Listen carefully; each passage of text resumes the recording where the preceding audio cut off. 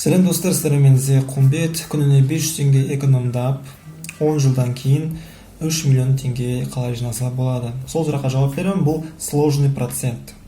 Экранға назар аударамыз. Етекке, сұрпа бетке, лайктарыңыз зе Құмбетке.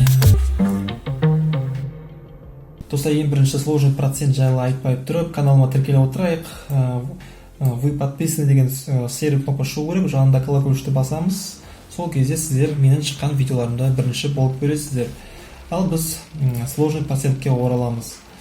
Сложный процент біріншісі бізге керек қазір сложный калькулятор, то есть сложный процентті қалай есептейміз, оған бізге керек сложный калькулятор. Ең бірінші сложный процент дегеніміз не? Соларға сіздерге жауап берейін. Қараңыздар, бәрін түсінікті тілмен, қарапайым, ешқандай қиындатудың қажеті жоқ.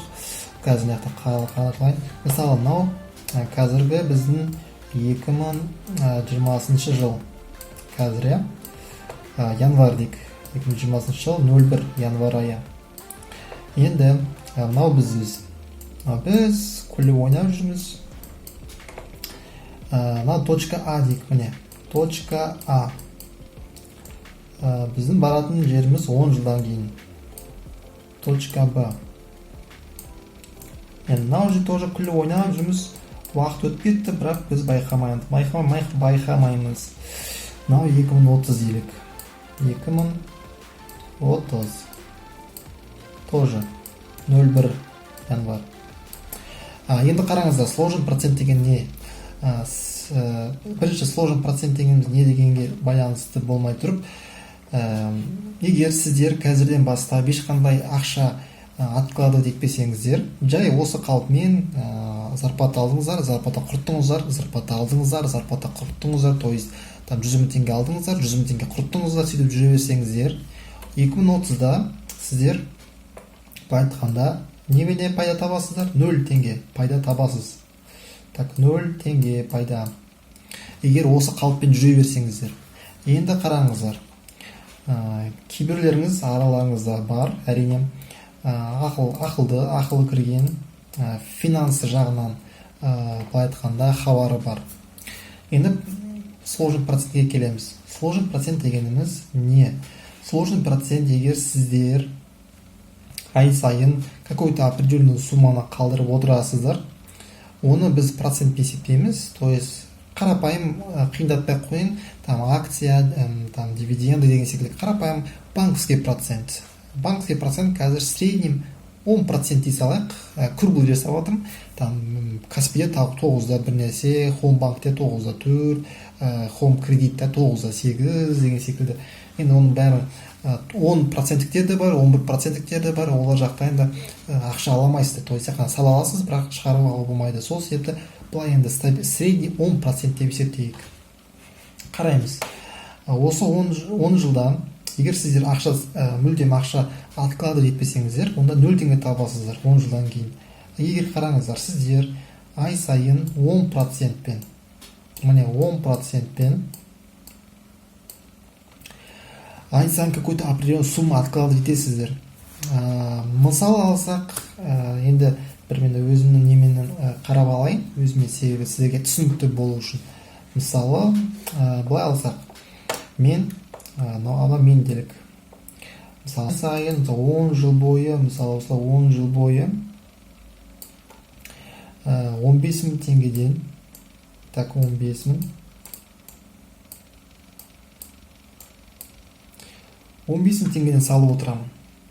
10 жылдан кейін менің 15 мың теңгем 10%-тік немен, 10% бойынша менің 15 мың теңгем қанша болады? Соны есептейік бірінші. Жоқ, бірінші бұл емес, біріншісі 5% есептейік, процентсіз себебі сіздерге түсінікті болу үшін проценттің қаншалықты мықты екенін. Мысалы, ең бірінші біз онлайн калькулятор алайық. Онлайн калькулятор. Google дей салайық, Google калькулятор. Так. 15 мың. Міне 15 мың көбейту 12 ай бір жылға. 180 мың теңге. 180. Енді осыны көбейтеміз 10 жылға. Так, көбейту 10. Қараңыздар, біз 10 жылдан кейін, так, 1 миллион 800 мың теңге аламыз. То есть 15 мың теңгеден біз ай сайын жинап отырып, 10 жылдан кейін бізде счетымызда, или немесе жастығымыздың астымызда 1 миллион 800 мың теңге болады. Енді сложный процентке ораламыз. Осыны біз 10%-тік жүйемен ай сайын откладывать етіп отырсақ, біз 10 жылдан кейін қанша табыс табамыз. Енді бұл жерде біз первоначальный взнос деген бар. Первоначальный взнос 15 мың теңге деп алдым. 15 мың теңге первоначальный взнос. Яғни аққа тоже 15 мың теңге қоссаңыздар, тоже особо көп шықпайсыз. 15 мың теңге, 1 миллион 800 мың теңге 15 мың қоссаңыз, сол первоначальный взнос шығады. Яқта первоначальный взнос бізде 15 мың, плюс ежемесячный взнос бізде 15 мың теңге салып тұрамыз. Енді қараймыз, бұны 10%, міне, годовой процент 10. Одан кейін срок депозита тоже 10 лет. Осыны біз қазір вычислить етеміз, вычислениямен. Енді қараңыздар, қандай қызық, қандай магия пайда болды. Сіздердің күнде экономдап жасаған 500 теңгелеріңіз бізге 10 жылдан кейін алып келетін табысы қазір сіздерге көрсетемін. 10 жылдан кейін бізге алып келетін табысымыз 3 миллион. Так, мынау 20 мың да. 3 миллион 21 мың 864 теңге. Ойлаңыздар.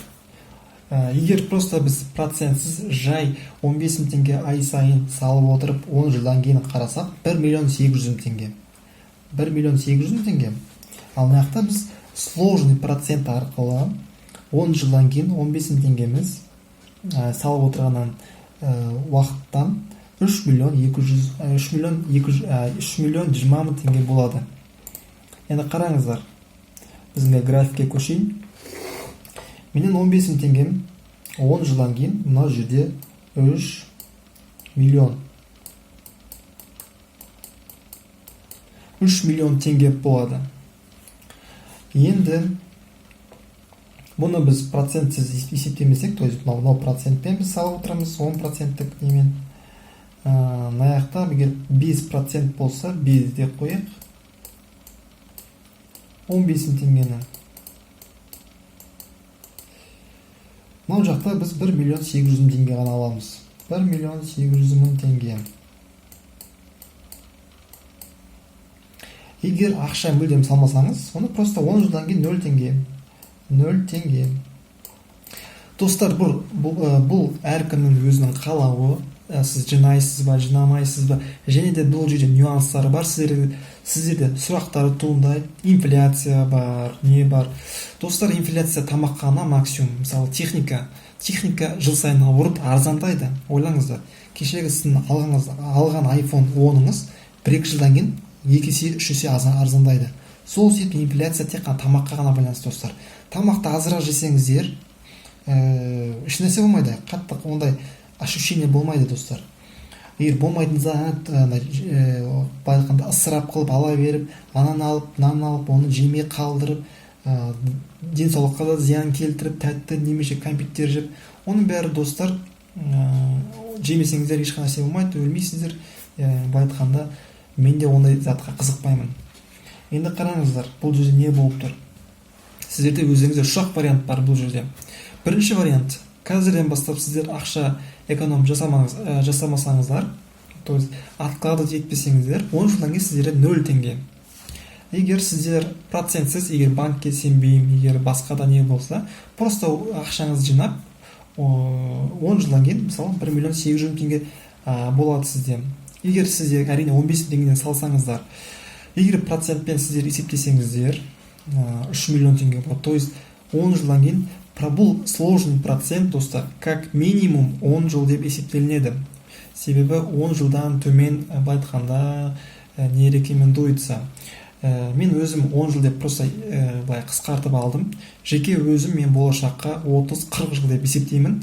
То есть біздің государство берген пенсия, адамдар пенсияға шығатын уақыт, мысалы 59, 55 пен 65 арасы делік.